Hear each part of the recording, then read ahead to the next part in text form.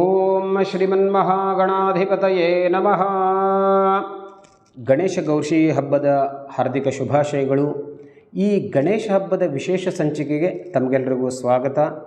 ವೀಕ್ಷಕರೇ, ಈ ಗಣೇಶ ಹಬ್ಬವನ್ನು ನಾವು ಯಾವ ರೀತಿಯಾಗಿ ಆಚರಣೆಯನ್ನು ಮಾಡಬೇಕು, ಗಣೇಶ ಹಬ್ಬಕ್ಕೆ ಸಂಬಂಧಪಟ್ಟಂಥ ಸಂಶಯಗಳು ಯಾವ್ಯಾವ ರೀತಿಯಾಗಿ ಇರುತ್ತೆ, ಅದೆಲ್ಲವನ್ನು ನಾವು ಯಾವ ರೀತಿಯಾಗಿ ಪರಿಹಾರ ಮಾಡಿಕೊಳ್ಬೇಕು ಅನ್ನೋ ರೀತಿಯಾಗಿ ಇವತ್ತಿನ ದಿವಸ ನಾವು ಈ ಗಣೇಶನಿಗೆ ಪ್ರಿಯವಾದಂಥ ಪುಷ್ಪಗಳು ಯಾವುವು, ಇದೆಲ್ಲವನ್ನು ಗಣೇಶನಿಗೆ ಬಹಳ ಪ್ರಿಯವಾದಂಥ ಹೂವುಗಳನ್ನು ಯಾವುವು ಅಂತ ಅನ್ನೋದನ್ನು ತಿಳ್ಕೊಳ್ತೇವೆ. ಒಂದು ವೇಳೆ ನಮ್ಮ ಚಾನಲನ್ನು ಸಬ್ಸ್ಕ್ರೈಬ್ ಮಾಡದಿದ್ದರೆ ದಯವಿಟ್ಟು ಸಬ್ಸ್ಕ್ರೈಬ್ ಮಾಡಿ, ಬೆಲ್ ಐಕಾನನ್ನು ಪ್ರೆಸ್ ಮಾಡಿ. ಅನೇಕ ಒಳ್ಳೆಯ ಮಾಹಿತಿಯನ್ನು ನೀವು ನಮ್ಮ ಚಾನಲ್ನಲ್ಲಿ ನೋಡಬಹುದು. ನೋಡಿ, ಈ ಗಣೇಶನ ಹಬ್ಬದ ಆಚರಣೆಯನ್ನು ಮಾಡ್ತಾ ಇರುವಾಗ ನಾವು ಒಂದಷ್ಟು ಸಂಗತಿಗಳನ್ನು ಗಮನದಲ್ಲಿ ಇಟ್ಕೊಳ್ಬೇಕು.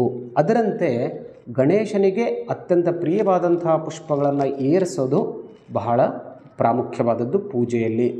ಅದೆಲ್ಲವೂ ಸಾಮಾನ್ಯವಾಗಿ ತಮಗೆಲ್ಲರಿಗೂ ಗೊತ್ತಿರುವಂಥ ವಿಷಯ. ಗಣೇಶನಿಗೆ ರಕ್ತಪುಷ್ಪೈ ಸುಪೂಜಿತಂ ಅಂತ ಹೇಳಿದ್ದಾರೆ.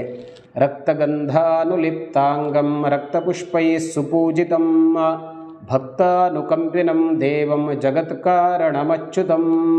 ನೋಡಿ, ಆ ಭಗವಂತನನ್ನು ರಕ್ತಗಂಧ ಅನುಲಿಪ್ತಾಂಗಂ, ಗಂಧ ಕೂಡ ರಕ್ತವರ್ಣದ್ದಾಗಿರಬೇಕು ಅಂತಂದರೆ ಕೆಂಪು ವರ್ಣದ್ದಾಗಿರಬೇಕು. ಅದರಂತೆ ಪುಷ್ಪಗಳನ್ನು ಕೂಡ ಅಂದರೆ ಹೂವು, ಇಲ್ಲಿ ಕೆಂಪು ಹೂವನ್ನು ಮಾತ್ರ ಗಣೇಶನಿಗೆ ಏರಿಸತಕ್ಕದ್ದು. ಹಾಗಾಗಿ ಹೂವನ್ನು ಏರಿಸುವಾಗ ಕೆಂಪು ಹೂವುಗಳನ್ನು ನೀವು ಆರಿಸಿಕೊಳ್ಳಿ.